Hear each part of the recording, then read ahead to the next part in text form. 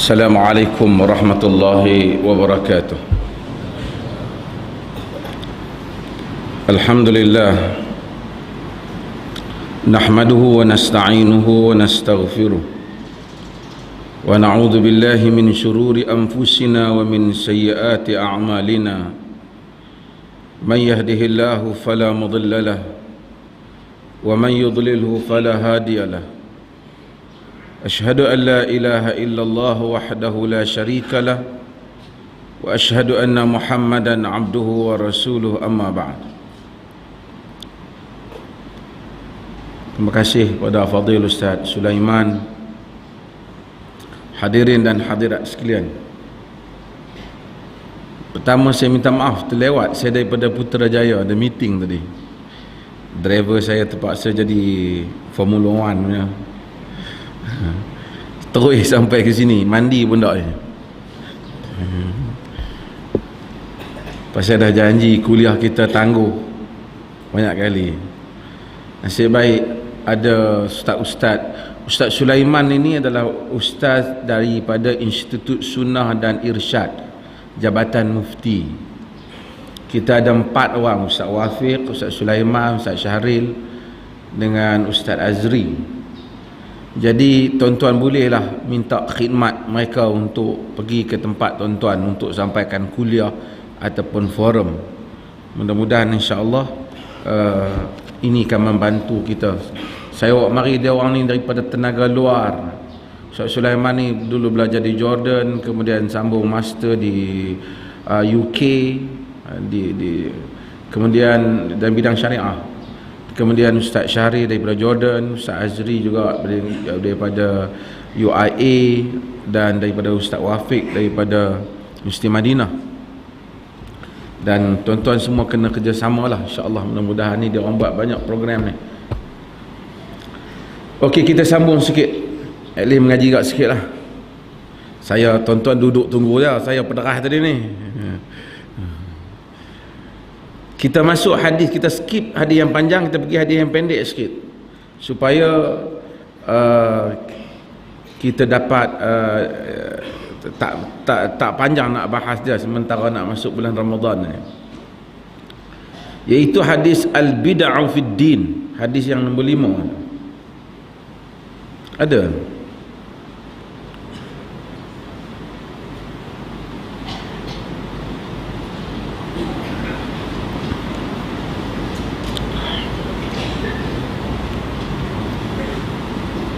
Pada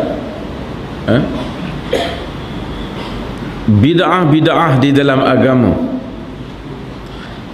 Bid'ah ni ialah perkataan yang disebut oleh Nabi SAW. Setengah orang dia kata, apa ni duk kata-kata sebut-sebut bid'ah. Dia tak suka perkataan tu, dan dia anggap perkataan tu sebagai perkataan tak patut kita sebut perkataan itu. Kalau dia maksudkan tak patut sebut perkataan itu kan pada tempat yang tak betul, tak apalah. Tapi kalau dia tak suka perkataan tu sedangkan dia tahu Nabi SAW sebut, dan Nabi yang memberikan amaran tentang bahayanya bid'ah. Kalau Nabi tak sebut hari itu, kita tak ada masalah, kita pun tak sebut.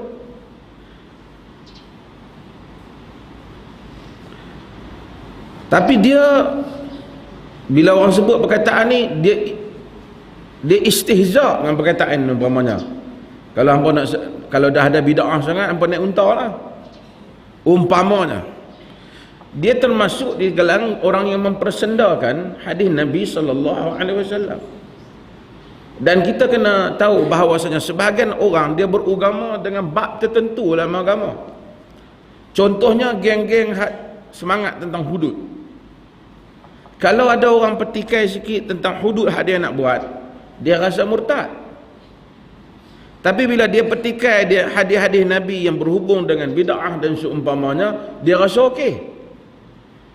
Hak belah orang tak okey. Yang belah dia, kalau orang petikai yang kita nak buat ni tak apa betul ni. Hampa tolak hukum Tuhan ni, murtad ni. Tapi bila kadang-kadang dia buat main pula, bid'ah suruh pergi naik unta, dia buat main tak apa. Ini menunjukkan bahawasanya mereka tak faham tentang hal ini. Sebab itu kita kata hukum benda yang tak bid'ah sebagai bid'ah tak betul lah. Tapi membenci perkataan itu, sedangkan perkataan itu telah disebut oleh Nabi SAW, orang ni ada masalah dengan Nabi SAW. Ada masalah. Kenapa perkataan ni Nabi sebut? Nabi yang sebut. Bahkan baginda ulangi apabila baginda berkhutbah, kullu bid'atin dalalah. Baginda kata, wa syarrul umur muhdatsatuha wa kullu muhdatsatin bid'ah.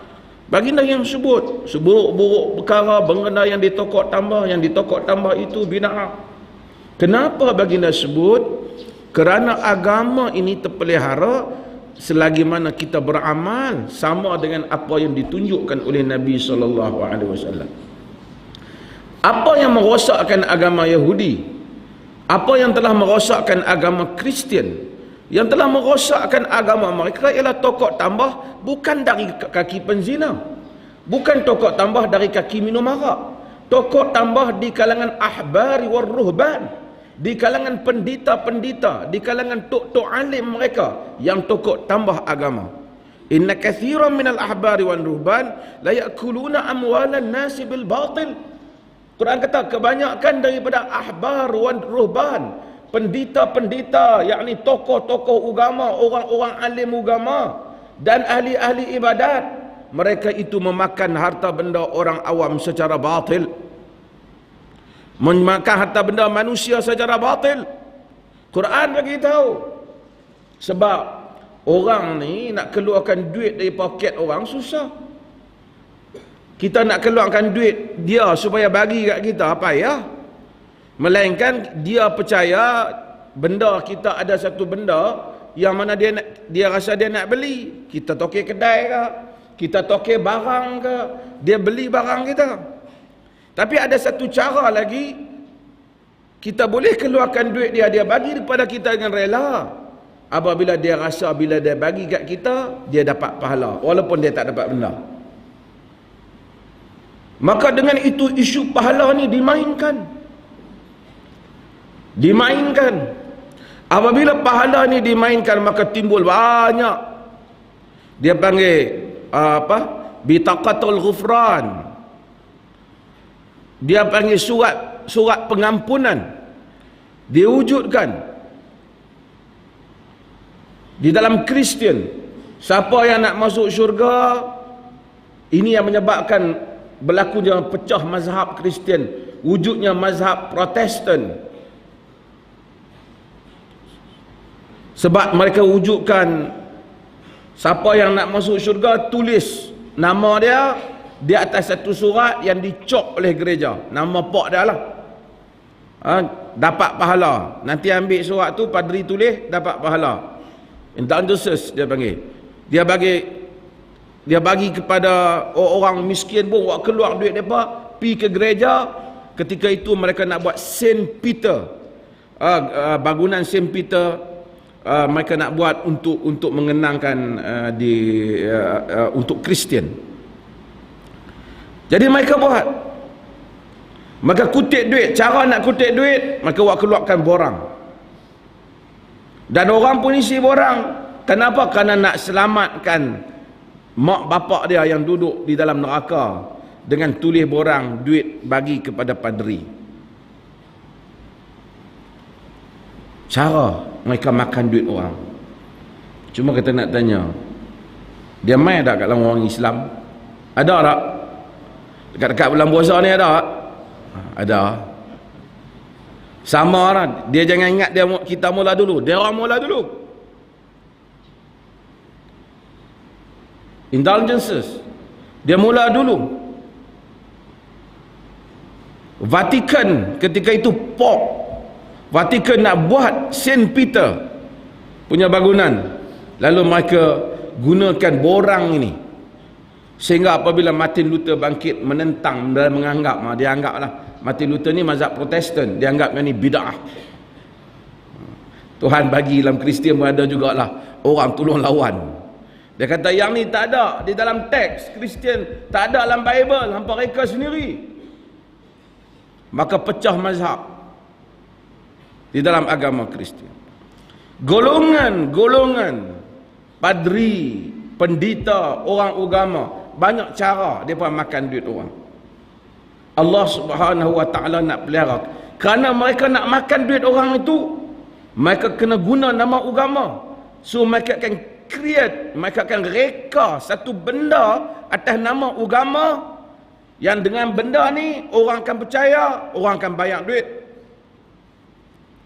Untuk nak halang benda ni supaya agama tak jadi lingkup, supaya agama tak jadi rosak, maka satu bab yang penting dalam agama, larangan melakukan bid'ah. Tuan-tuan faham maksud kenapa? Kerana inilah caranya agama terpelihara. Kalau bab ni tak ada, agama hak Nabi ajak lain, hak sampai kat kita habis lain. Sebab sementara nak sampai kot tengah jalan, ramai toke-toke ni yang buhtul kat kita.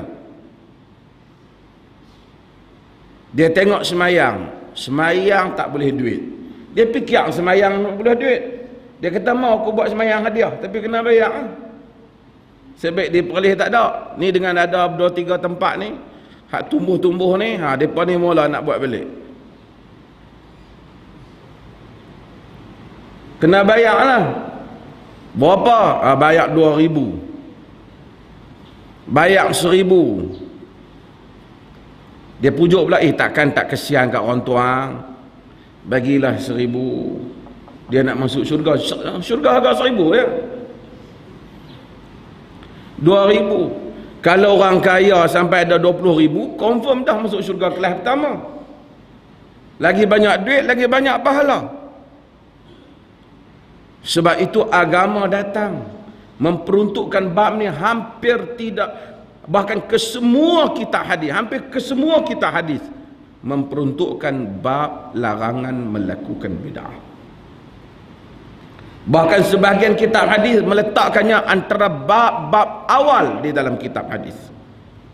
Sebab nak menjaga asalatud din, nak menjaga keaslian agama, supaya agama seperti mana hari dia diturunkan, sehingga dia sampai kepada kita agama yang sama.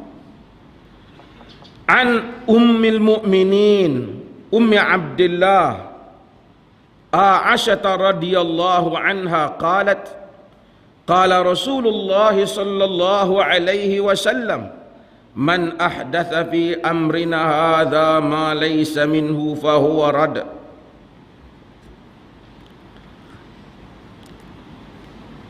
Daripada Ummul Mukminin Ummi Abdillah, di dalam teks tuan-tuan dia tulis Ummi Abdillah ya? Ada. Daripada Ummul Mukminin, ibu orang-orang mukminin. Siapa dia? Aisyah. Kenapa dia isteri Nabi sallallahu alaihi wasallam?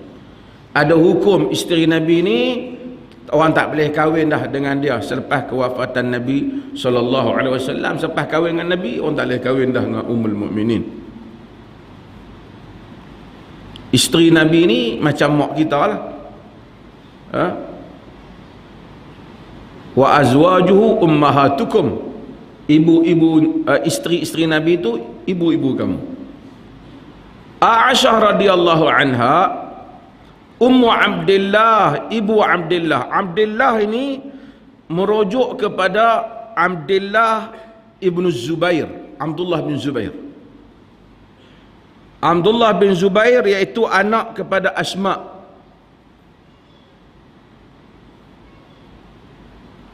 Saudara perempuan Aisyah radhiyallahu anha. Aisyah kahwin dengan Nabi ni khilaf umur dia. Sebahagian sebut dia kahwin dengan Nabi ketika umur 17, ada yang sebut lebih daripada itu, dan ada yang kata 9 dan seumpamanya. Ramai yang masyhur sebut 9 lah. Walaupun sebenarnya taklah pelik sangat kalau kita tahu dulu-dulu orang dulu-dulu, tua-tua dulu-dulu, orang Melayu pun ada 11 tahun, 12 tahun pun dah kahwin, 13 tahun. Cuma sekarang ni dia orang buat terkejut sikit lah bila kata 9 kahwin. Tapi baligh, apabila baligh, perempuan yang balighah, wanita di kalangan orang Arab ni, dia besar badan dia. Cumanya riwayat-riwayat yang lain macam menunjukkan juga bukan 9, mungkin lebih pada 9 umur. Tak ada masalah. Ini bukan masalah akidah, ini masalah sejarah. Ini masalah sejarah. Macam berapa umur Khadijah kahwin dengan Nabi. Katanya Khadijah umur 40 tahun. Tapi kita percaya yang tu adalah riwayat yang lemah. Kemungkinan besar kalau ikut teks sejarah, Khadijah kahwin dengan Nabi ketika Khadijah berusia 27, 28 ataupun 25 tahun. Bukan dia berusia 40 tahun. Jadi insya-Allah nanti ada bab dia kita akan bahas. Cuma saya nak cerita secara umum.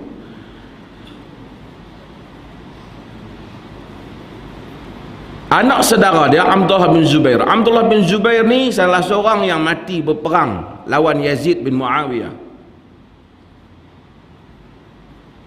Abdullah bin Zubair anak saudara Aisyah. Dia banyak ambil ilmu daripada Aisyah. Asal sayang pada dia. Ada pendapat lah tapi tak kuat lah. Dia kata Abdullah ni bukan Abdullah bin Zubair yang orang duk sebut ya Umma Abdillah. Abdullah ni kata sebahagian pendapat Aisyah ni dia pernah gugur dan bayi hak gugur tu Abdullah. Tak kuat lah. Nabi punya anak Nabi kesemuanya daripada Khadijah. Berapa orang anak Nabi kesemuanya daripada Khadijah. Nabi Abu Qasim, Nabi ada nama Qasim, ada Zainab, ada juga Abdullah bersama dengan Khadijah. Nabi anak-anak Nabi ada Ummu Kalsum. Kesemua mereka ini daripada Khadijah, radhiyallahu anha. Qalat, katanya Aisyah antara sebelum tu Aisyah antara isteri Nabi yang banyak riwayat. Dan ini kelebihan Aisyah. Syiah dengan Aisyah ni dia bengang betul lah. Aisyah ni banyak riwayat dia. Dia cerdik. Bahkan Aisyah ni macam saya sebut antara orang yang banyak melakukan dia panggil naqdul mutun. Naqdul mutun ni dia kritik teks hadis. Kalau sahabat riwayat, kadang-kadang dia rasa riwayat sahabat tu macam tak apa nak kena sikit. Khususnya kalau riwayat tu ada kaitan dengan orang perempuan. Aisyah cepat melenting. Dia kata bukan Nabi maksud macam tu, hampa salah faham. Kerap. Sehingga Al-Imam Zarkashi menulis, menghimpun satu kitab khas, himpun kritikan Aisyah terhadap sahabat-sahabat lain yang meriwayatkan hadis. Dia panggil Al-Ijabah li iradi mastadrakahu Aisyah ala sahabah. Al-Ijabah, kitab Al-Imam Zarkashi, dihimpun semua kritikan Aisyah kepada sahabat-sahabat yang mana riwayatkan hadis daripada Nabi yang mana Aisyah kata rasa tak berapa tepat. Hebatnya Aisyah ni. Walaupun sebahagian kritikan tu diterima, ada yang ditolak, biasalah. Qala Rasulullah sallallahu alaihi wasallam, kata Aisyah, Rasulullah sallallahu alaihi wasallam bersabda, man ahdatha fi amrina hadha ma laysa minhu fahuwa rad. Sesiapa yang melaku ahdath, buat benda baru dalam urusan kami ini, ma laysa minhu, apa yang bukan daripadanya, fahuwa rad, maka ia ditolak. Kita berhenti sat supaya depan azan sat. Tolong azan sekejap.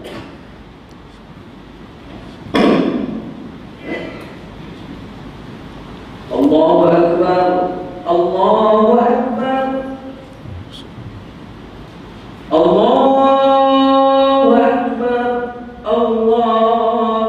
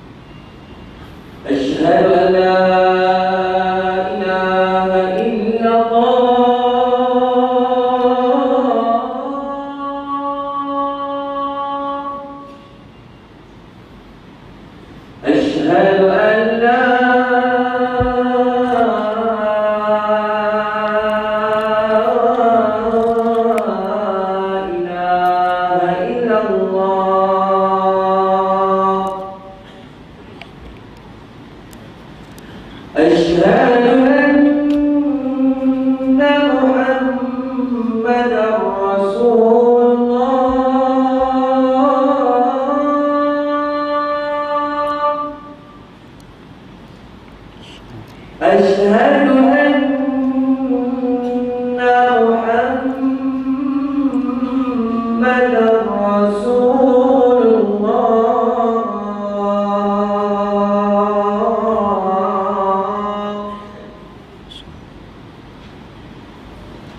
حي على الصلاة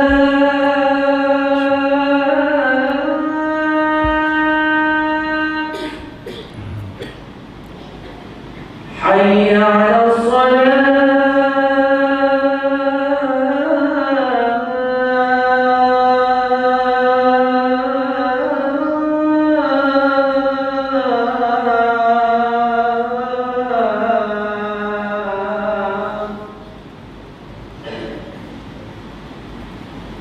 حي على الفلاح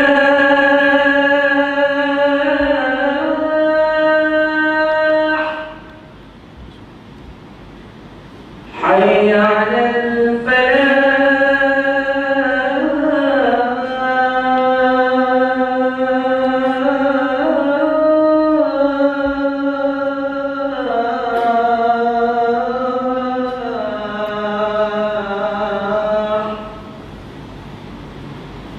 الله أكبر الله أكبر لا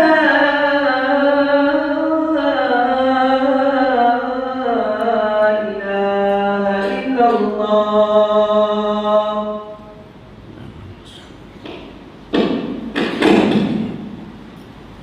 Bismillah. Qala Rasulullah sallallahu alaihi wasallam, man ahdatha fi amrina hadha ma laysa minhu fahuwa rad. Sesiapa yang ahdath, mewujudkan perkara baru, fi amrina hadha, di dalam urusan kami ini, yakni agama. Kalau dia nak buat urusan baru, benda baru lain daripada urusan yang Nabi ajar, tak ada masalah. Ini kita cakap tentang agama. Ma laysa minhu, apa yang bukan daripada agama. Yang ni agama tak ajar. Fahuwa rad, maka dia ditolak. Dalam riwayat Muslim, man amila amalan laysa alaihi amruna fahuwa rad. Siapa yang beramal dengan amalan yang bukan di atas urusan kami, yakni petunjuk Nabi, maka dia ditolak. Hadis ni dia bagi berapa makna kepada kita. Nabi kata perkara yang dianggap ditolak, yang salah itu amalan yang berkaitan dengan urusan agama. Yang tak kaitan dengan urusan agama, maka yang ni dia boleh buatlah. Sebab tu Al-Imam Syatibi rahimahullah, apabila nak memberikan ta'rif tentang bid'ah, dia sebut tariqatu fid din mukhtari'ah, jalan di dalam agama. Yang dikatakan bid'ah itu jalan di dalam agama yang diada-adakan, yakni jalan dalam agama, tudahi syar'iyah, yang dibuat menyerupai macam agama. Yuqsadu bisuluki 'alaiha al-mubalaghah fi at-ta'abbud ila lillahi subhanahu wa ta'ala. Yang mana tujuan orang beramal dengan bid'ah itu ialah untuk berlebih-lebihan dalam mengabdikan diri kerana Allah Subhanahu wa taala ataupun kepada Allah Subhanahu wa taala. Yang tu baru jadi bid'ah. Maksudnya jalan di dalam agama yang mana dia amalkan benda tu kerana dia nak rasa yang tu boleh menjadikan dia dekat dengan Allah. Dia beribadat dengan cara tu. Sebab tu kalau orang amal satu benda, dia tak niat benda tu sebagai ibadat, tak ada masalah apalah. Misalnya dia main masjid, dia pakai baju hijau umpamanya. Dia tak kata apa saja, dia pakai baju hijau. Katalah dia buat, aku hari Selasa pakai baju hijau, Rabu pakai baju biru, Khamis dia buat, dia tok baju dia sendiri. Orang tanya pasal apa hang pakai baju macam tu? Tak ada, saja syok supaya tak mau keliru baju, kau untuk tengok pakai baju tu ya. Dia tak ada niat untuk kerana dapat pahala lebih, dia tak ada. Walaupun dia pergi ke masjid, tapi itu tidak termasuk dalam bid'ah. Kerana dia tak kaitkan. Tapi kalau dia kata sebenarnya hari Isnin pakai baju biru memang sunat, ataupun dia tak kata sunat, dia kata pahala dia lebih hari Isnin pakai baju biru, hari Selasa kalau pakai baju hijau pahala dia lebih. Bila dia kait dengan pahala lebih, dia amalkan benda tu kerana nak mendekatkan diri pada Allah, yang tu jadi bid'ah. Tu buat contoh yang bodoh lah, nak bagi senang faham. Sebab tu orang kata dah bid'ah sangat, awak tak mau naik kereta, kenapa naik unta? Yang ni orang kata bukan tak buat pandai jawapan tu, tapi dia orang panggil bodoh. Sebab bid'ah dia ada kaitan dengan agama. Kereta, orang tak pernah kata sunat naik kereta atau sunat naik unta. Ia bukan tujuan. Tujuan dia tempat yang kita nak pergi. Ini kenderaan ini dia hanyalah wasilah. Dulu bang tak pakai mikrofon, sekarang pakai ni apa nama mikrofon. Pembesar suara pakai speaker. Orang tak pernah kata sunat pakai speaker, tapi tujuannya supaya nak bagi orang dengar. Pasal dulu barangkali alam ni tak tercemar dengan bunyi. Tuan-tuan cuba tengok tengah malam, pukul 3 pagi, orang kriau jauh pun kita dengar. Sebab apa? Sebab dunia tak, waktu itu alam tidak dicemari oleh bunyi. Tapi dunia sekarang dicemari oleh bunyi. Sebab itu kita tak dapat dengar. Siang-siang ni kita tak dapat dengar. Walaupun kita tak dengar bising, tapi bunyi merata-rata. So terganggu bunyi. Zaman dulu orang azan di masjid dengar jauh. Sebab dunia tak tercemar dengan bunyi. Maka kita pun pakai speaker, pembesar suara, orang pun dengar. Tujuan dia bukan kata pasang speaker suara ni sunat pasang speaker suara. Kita tujuan nak bagi orang dengar. Tapi bila bagi orang dengar tu sebab musabab membolehkan orang dengar tu, baguslah, dapat pahala lah. Tapi bukan speaker tu sendiri yang menjadi ibadat. Jadi orang kena faham. Kalau dia hias, bila dia puasa hari tertentu umpamanya, dia tentukan semayang Isnin, itu ditentukan, itu ibadah. Karena dengan semayang itu dia mendekatkan diri dengan Allah. Sebab tu kalau nak buat bid'ah di dalam urusan lain yang bukan agama. Budak-budak yang buat bid'ah, kereta tak ada ekor, berbubuh ekor, kita nak terbang ke? Kancil saja, kan? Bukan saya hina kereta kancil, tapi tengok nak terbang ke kereta budak ni kan? Potong kita menyengit. Tapi dia yang kita kata pelik-pelik lah, kereta dah orang buat elok dah, Jepun buat elok, berbubuh sayap lah, ekor lah depan ni. Tu orang panggil spoiler, dia buat spoil. Dia tambah kat belakang. Tapi bid'ah dia buat tu lebih baik daripada bid'ah sebahagian golongan agama. Pi tokok tambah hak agama Tuhan. Dia tokok tambah kereta dia, biar pergi kat dia lah. Habis sangat kita kata pelik-pelik. Tapi kalau agama Tuhan, manusia jadi sesat, manusia jadi salah kerana dia tambah agama Tuhan. Maka kita nak memahami maksud bid'ah, kena tahu bid'ah ialah jalan mukhtari'ah, tariqatu fid din, tariqatun fid din, jalan dalam agama mukhtari'ah yang direka. Maksud tak ada nas, tudahi syar'iyah, yang mana rekaan tu menyamai syarak. Dia nak serupa dengan syarak. Tujuan dia apa? Yuqsadu bisuluki 'alaiha al-mubalaghata fit ta'abbud lillahi subhanahu wa ta'ala. Kenapa? Tujuan dia reka benda, tujuan dia buat benda tu kerana dia nak lebih-lebihan. Kenapa kata berlebih-lebihan?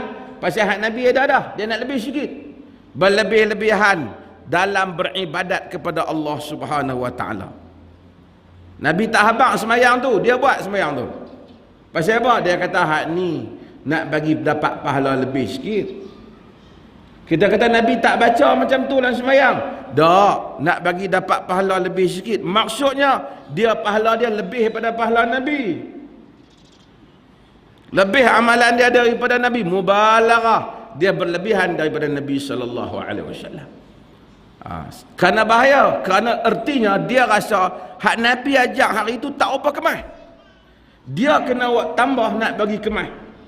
Dan insya-Allah kita akan sambung makna bid'ah ni dalam kuliah yang akan datang. Saya buka pada soal jawab. Saya kesan takut tuan-tuan lapar.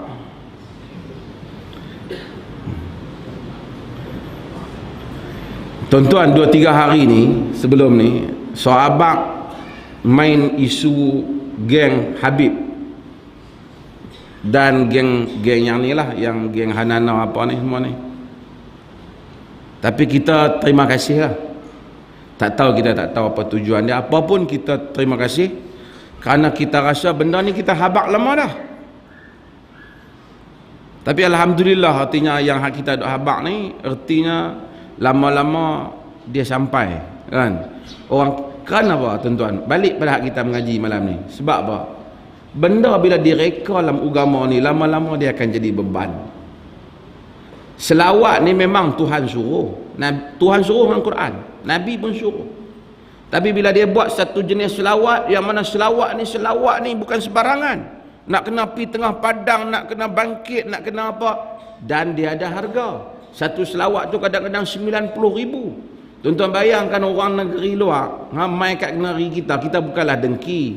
90,000. Kalau 10 kali majlis selawat berapa? 900,000. Berapa puluh dah majlis selawat ni? Itu hak bayaran murah lah, kan?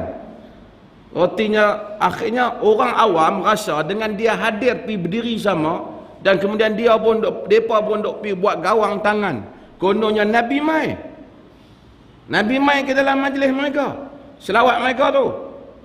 Orang duk kuliah, orang duk majlis baca Quran kitab Tuhan ni. Orang duk baca Quran, tilawah bulan puasa, baca Quran. Kita tak dakwa Nabi mai.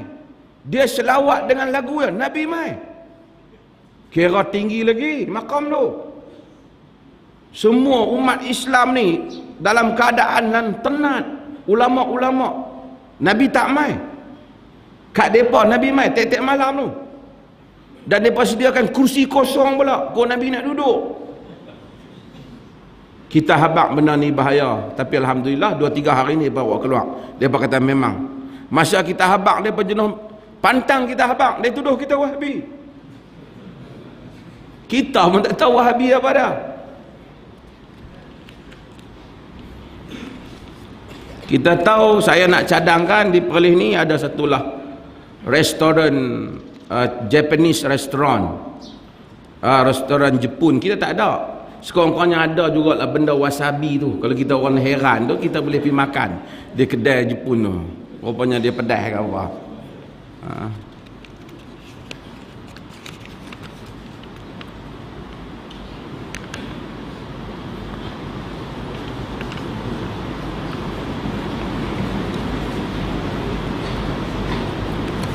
Yang ni dah banyak orang tanya sangat dah.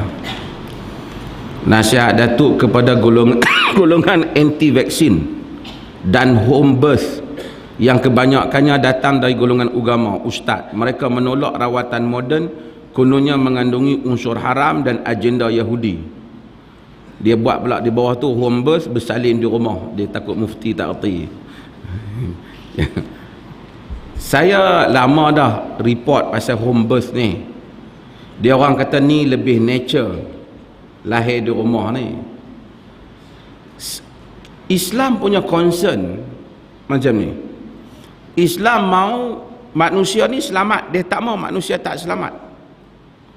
Macam mana nak bagi manusia selamat? Yang ni manusia kena gunakan kebijaksanaan dia sendiri dengan ilmu yang Tuhan bagi kepada manusia ni. Nabi kata, tadawu ya ibadallah, berubatlah wahai hamba-hamba Allah. Nabi sendiri sakit, baginda berbekam. Saya bagi tahu, Nabi tak kata kok sakitnya bismillahirrahmanirrahim kuih hilang. Tak, baginda bekam. Ada kala baginda jampi dan ada kala baginda berbekam. Ada riwayat, ada tikar tertentu yang dibakar, yang diletak pada luka.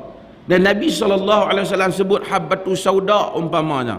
Bukan kerana kempen habbatu sauda pada kita, tapi ia berkempen gunakan bahan yang ada di tempat mereka. Sebab tu kerana manusia ini dia kena jaga diri dia. Wala tulqu biaidikum ila tahlukah. Jangan kamu campakkan diri kamu ke dalam kebinasaan. Ini je konsep dia. Sebab tu apa saja yang boleh membinasakan manusia kena elak.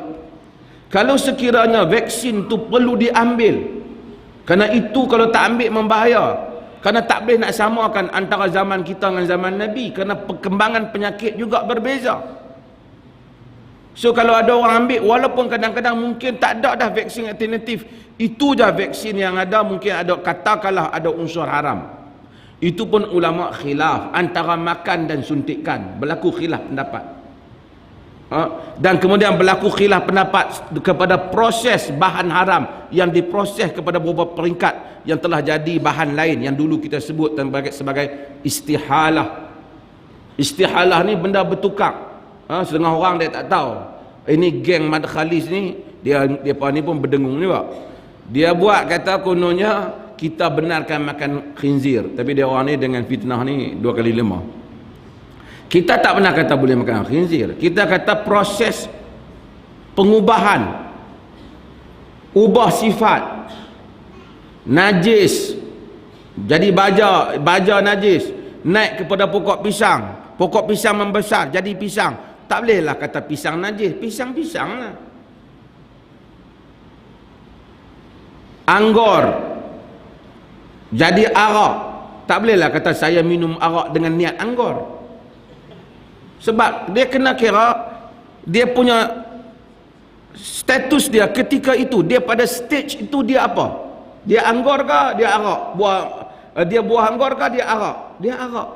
Kemudian duk berapa lama pula dia tukar jadi cuka, jadi cider. Maka hukum dia cider. Tak boleh kita kata haram minum makan cuka ni, sebab hari itu kemarin dulu dia arak. Tak, apabila dia bertukar, maka hukumnya kepada hukum yang baru. Satu kawasan tu banyak najis, katakanlah ada sungai, ada apa kolam najis, satu tempat kumbahan, panas, wap naik ke atas, jadi awan turun kena kita kata aku Allah, habis aku kena hujan najis. Pasal aku tak, bila dia turun tak keluar, tak ada kesan najis, tak najis lah. Sebab kita kena kira status ketika itu. Ini dibahaskan oleh para ulama tentang bab istihalah. Sebab itu kena bahas, so tak apalah. Kalaulah proses tu telah diproses, tak ada lagi sifat kimia tu, tak ada dah bahan najis tu, maka tak dikira dah bahan tu. Itu maksudnya. Vaksin, katakanlah orang hak warak sikit lah, tak maulah. Tapi kalau satu orang sampai sakit diri dia dan terdedah diri dia kepada penyakit, dia perlu ambil, dia kena ambil. Kena agama larang kita daripada dedahkan diri kita kepada kemerbahayaan. 2. Nabi SAW, saya telah sebut beberapa kali lah dalam kuliah ni, pada zaman Nabi ada seorang bernama Al-Harith bin Qaladah. Al-Harith bin Qaladah ni, dan sebahagian riwayat menunjukkan dia tak Islam, tapi dia satu orang yang pandai di dalam perubatan. Al-Imam Ibn Hajar Al-Asqalani sebut nama dia dalam Al-Isabah fi Tamyiz Sahabah. Dia bukan Islam, tapi dia berubat para sahabat. Sebab apa? Dia ada kepakaran. Maka kepakaran, kadang-kadang orang ni dia mubalaghah, berlebih-lebihan. Kononnya dengan cucuk vaksin tu, maka habislah, tak tahu apa dah lah. Kenapa? Kerana najis telah masuk dalam diri, apa pun dah tak erti dah. Kerana jadi benak semayang pun dah tak ingat dah. Allahu Akbar. Tuhan tak zalim macam tu. Dia kata saya ni tak ingat apa dah sejak kena vaksin tu. Kita tanya sebelum vaksin apa benda yang ingat? Pun tak ada yang ingat juga yang tu. Sebab tu kaedah nak jangan lupa ni senang, kan? Orang yang baca banyak, ingat hafal banyak, tentu dia lupa banyak. Hafal sikit, dia lupa sikit. Untuk tak mau lupa, jangan hafal langsung. Tak ada benda yang kita tak lupa. Aku tak pernah lupa. Kita tak ada benda yang kita hafal. Kira paling pandai kita. Okey. Balik kepada isu vaksin ni. Termasuk juga satu orang, dia boleh, kalau dia rasa dia lahir di rumah tu selamat, bagi dia tak apalah. Tapi kalau rekod menunjukkan tak selamat, maka agama suruh dia pilih jalan yang selamat. Jalan yang selamat. Kerana kalau ada pilihan untuk selamat, pilih yang selamat. Rekod kematian di antara dahulu dan sekarang yang lahir melalui proses pergi ke hospital jauh lebih selamat daripada lahir sendiri. Maka kita kena ikut jalan yang selamat. Itu yang saya sebut. Agama ni dia bukan lihat kepada, dia kena ini, janganlah kata pergi hospital bid'ah pula. Ini dia lihatkan ini adalah kehidupan. Macam saya kata, bila naik motosikal sunnah pakai topi keledar, jangan pakai serban. Kerana naik motosikal pakai serban jatuh pecah kepala. Agama tak suruh. Tapi kalau pakai topi keledar, pada logiknya lebih selamat kepala daripada serban. Maka tak sunnah naik motor pakai serban. Polis mungkin tak larang, dia kata ni serban tak boleh lah. Cik ni anti-Islam lah. Mana lebih afdal antara serban dengan topi keledar? Yang ni Nabi punya, yang ni kafir punya. Amboi, terlebih Islam kita Nabi pun bila pergi perang, Nabi tak bismillahirrahmanirrahim, mandi tapak, mandi limau, tikam tak lut, tak ada. Nabi pakai baju besi. Sebab tu kita agama, lagi mana kita fikir macam ni, kita lambat lah. Saya bukan anti nak home birth ni, tapi kalau dia orang pasti, dia orang ada kemampuan, selamat tak apa. Tapi kalau rekod menunjukkan tak selamat, dan baru ni saya ingat yang champion kepada home birth ni siapa, meninggal dia pun mati. Tak apalah, mati tu takdir Allah lah. Tapi artinya benda ni tak apa selamat.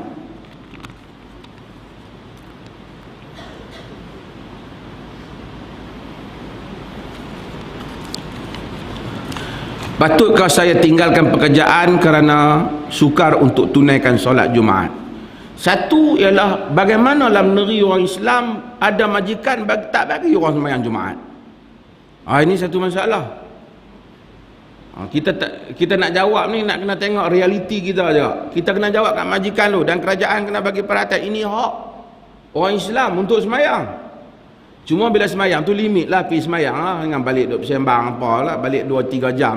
Sembahyang Jumaat sampai 3 jam payah lah kan. Jadi pergi hak dia. Tapi kalaulah soalan ini dia berada di satu negeri yang bukan bawah urusan orang Islam, kalau dia tak ada pilihan dan tidak ada kerja, melainkan itu saja pekerjaan dia untuk sementara waktu untuk membela keluarga dia, maka dia boleh kerja dengan kerjaan tu, dan dia dianggap sebagai orang yang uzur dalam hal itu kerana dia dihalang, dia darurat lah.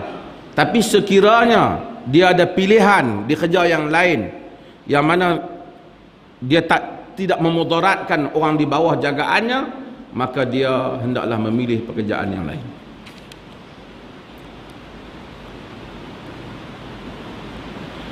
Komen doktor tentang Banjari. Banjari ni apa? Banjarmasin. Banjar apa ni? Kita kena beramal dengan hadis dhaif sebab kita pun orang dhaif. Ini kadang-kadang masalah apabila datangnya orang-orang yang kita tak tahu ni. Kan? Habis itu lagi mana iman kita tu dhaif, ambil hadis dhaif je lah. Sampai iman kita kuat baru ambil hadis palsu. Baru ambil hadis sahih. Lepas tu kalau hak mana kaki tak apa ibadat lagi, iman lagi kecil, ambil hadis palsu lah. Ini semua merepek benda yang seperti ini. Sebab itu individu yang sama dulu dia pernah bawa tentang hadis al-musalsal bil musafahah. Saya pernah tegak dulu. Al-musalsal bil musafahah maksudnya bila siapa salam dengan dia masuk syurga. Dan masa tu sekarang ni yang bagi benda-benda peluang mereka ni muncul ni, hak luar-luar ni, ialah sebahagian stesen TV ni. Al-musalsal bil musafahah, dia kata safahtu kama safahani syaikhi, kama safahahu syaikhuhu, kama safahu syaikhuhu ila akhirih, wa qala ila nabi sallallahu alaihi wasallam wa qala man safahani wa safaha man safahani dakhala al-jannah. Aku salam dengan engkau macam mana syekhku salam dengan aku. Telah bersalam dengan dia syekh dia. syekh dia sehingga atas, tinggal telah bersalam dengan dia Rasulullah sallallahu alaihi wasallam. Sabda Rasulullah, siapa yang bersalam dengan orang yang bersalam dengan aku, masuk syurga. Patut dalam masjid pakat berdiri habislah duk salam dengan dia, masuk syurga. Begitu mudah syurga. Sayyidina Umar bersama dengan Nabi siang malam Abu Bakar, tak pernah buat majlis beratok di masjid, mai salam dengan tangan dia, masuk syurga. Satu orang daripada negeri seberang mari, kita pergi percaya kerana dia pakai serban, dia habaq kata hadis ni hadis dhaif. Ini bukan hadis dhaif, ini palsu. Rutan Hindi ada dalam hadis ni. Ma'mar ataupun Muammar disebut dia oleh Ibn Hajar dan juga Az-Zahabi adalah orang yang menipu dalam hadis ni.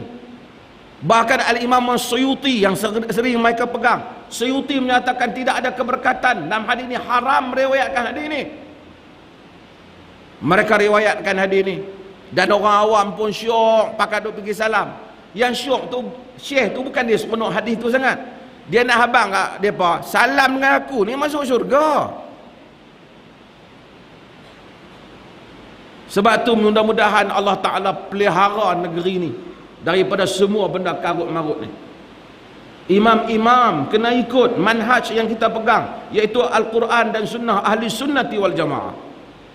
Ada tu imam kadang-kadang dia rasa tak boleh, dia tak mau. Kalau dia rasa dia tak mau, dia kena tak boleh pegang amanah ni, dia kena berundok. Dan tuan-tuan yang mana ada anak-anak muda yang boleh jadi imam, mai habaq kat kita. Kita insya-Allah cari imam pelapis. Habaq terus terang lah, senang. Kena cari imam pelapis. Bukan kita tak mau paksa orang, kesian kat dia, dia rasa berat.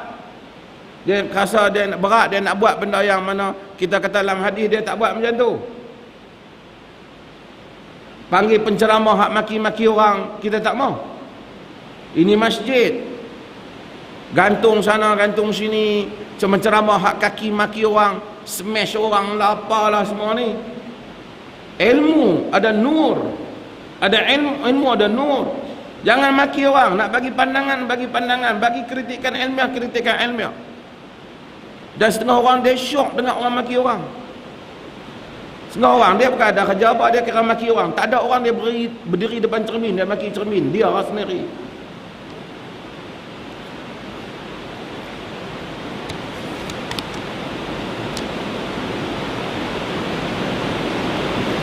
Adakah selepas solat asar? Adakah solat selepas solat asar? Saya pernah mendengar kuliah menyatakan Nabi pernah solat selepas solat asar.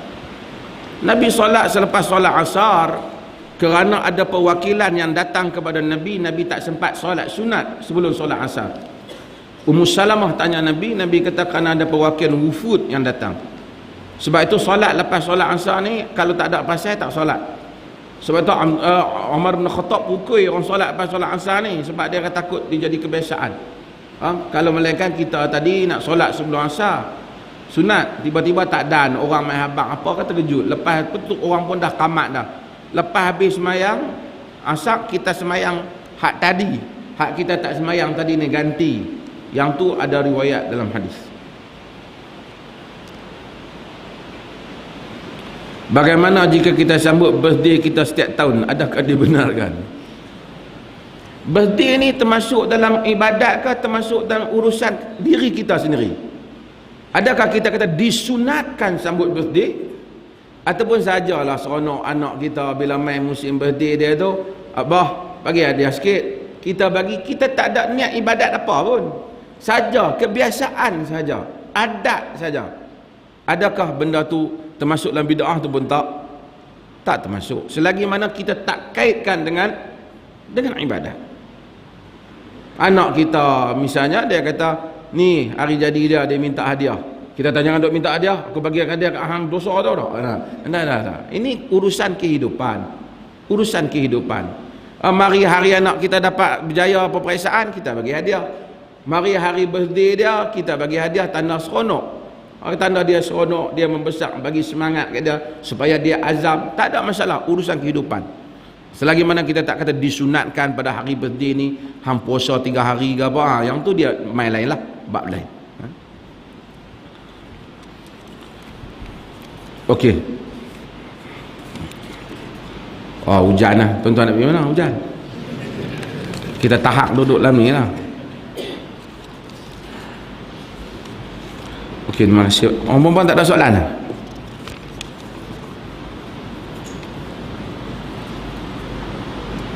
Saya bermustautin dan bekerja di negeri jiran. Surau di tempat tinggal saya, sebab negeri jiran. Surau di tempat tinggal saya mengamalkan zikir beramai-ramai, doa imam dan jemaah berdiri bersalaman selepas. Kadang-kadang amalan-amalan ni dia pun nak kaitkan, dia berkata kita Syafi'i.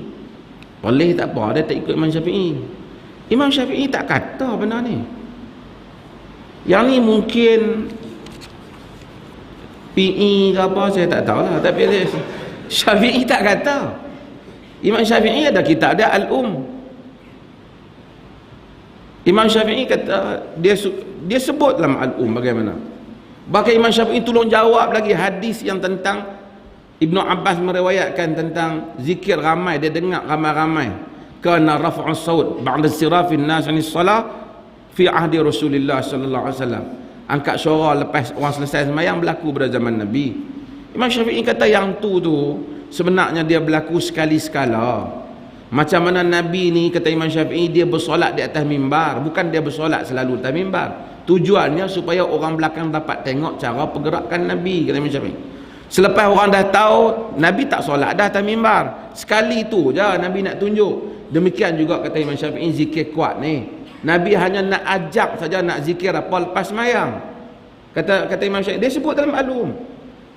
Nanti kita akan edarkan ke masjid-masjid supaya teks Al-Um tu. Kadang-kadang dok dakwa ni Imam Syafi'i. Kita pun heran, Syafi'i mana? Kan? Dia kata Syafi'i lah, lebay kampung aku. Kita baru tahu. Kami sebut Syafi'i ni Muhammad bin Idris Asy-Syafi'i. Imam yang agung itu, dia tak sebut macam tu. Wassallallahu ala nabiyyina Muhammad walhamdulillahi rabbil alamin. Tuan-tuan, sebelum ni, tuan-tuan kena tolong saya sikit. Biasa saya tolong tuan-tuan, macam tu. I help you, you help me. Ni, bukan tuan-tuan tolong diri kita semua. Ini ada camp smart solat musim cuti sekolah yang dianjurkan oleh Jabatan Mufti di bawah ustaz-ustaz ni lah. Ni di bawah ISNAD ni, iaitu Institut Sunnah dan Irsyad. Camp ni 2, 3 dan 4, 9, 10 dan 11 hari bulan 6. Jadi tuan-tuan pilih tarikh yang sesuai untuk anak tuan-tuan free, main hantar 9 pagi sampai 12 pagi. Cuma yuran dia mahal, iaitu RM5. Ada makan tak? Ada makan. Kan duduk di rumah pun lebih kot RM6 kan? Jadi tuan-tuan tolong kami supaya kami dapat buat kebajikan dengan tuan-tuan hantar anak tuan-tuan. Sunnah di negeri ini tak akan dapat ditegakkan melainkan kena faham. Nak faham tak boleh melainkan kita kena fahamkan anak-anak kita, supaya anak-anak kita ni faham sunnah ni. Jangan pok dia ajar main mengaji sunnah balik sunnah hampa tak sunnah kan? Sunnah macam mana tak tahu sunnah, dia kata. Letih, tak boleh macam tu. Kerana kita kena faham. So untuk faham ni, tuan-tuan kena hantar main anak-anak. Hantar anak-anak tuan-tuan main dan ambil borang ni dan hantar kepada pejabat. Ni kita bagi semua. RM5 tu bagilah, kami pun bukan ada bajet. Buat kampungan sunnah habis dah separuh. Dia nak pergi cari gini, nak pergi cari kat mana, orang tak tahu bukit mana, orang nak cangkui-cangkui sikit, gua ada duit nak tambah Jabatan Mufti nak buat macam-macam program. Dan saya malam ni dia orang tak bawa borang, saya nak lancarkan juga sukarelawan Jabatan Mufti. Hari itu sukarelawan perkampungan sunnah, hari ni Jabatan Mufti permanentnya. Jadi sukarelawan dengan kita. Kita bagi kursus, kita bagi apa yang muda-muda kan. Yang tua pun boleh juga lah, tapi janganlah sampai 70 kata, kesian. Bukan 70 kata tak manfaat juga, tapi takut letih lagi depa aktiviti tu kan. Kalau lebih kurang 40 ke bawah cantik lah, kalau 40 kata pun boleh lagi lah kan. Tapi yang muda-muda ni join kita. Jadi kita akan bagi kursus itu, kursus ini, dan bila ada aktiviti Islam Jabatan Mufti dan selainnya di Perlis ni, kita buat turun sukarelawan kita. So kita tak payah sewa, bukan tak bagus, rela pun bagus, tapi kita tak perlu duk cari mereka, nak susahkan mereka dah kan. Pulih pun boleh ringan sikit lah. Jadi mereka boleh aktiviti, boleh dakwah street, semua boleh buat insyaAllah. Jadi tuan-tuan pesan ke anak-anak tuan-tuan supaya join dengan kami insyaAllah. Boleh tuan-tuan? Boleh tuan-tuan? InsyaAllah. Kuat-kuat insyaAllah. Yang kuat insyaAllah dia pun tak ada anak. Ni ada anak insyaAllah. Terima kasih banyak. Sallallahu alaihi wasallam. Alhamdulillah.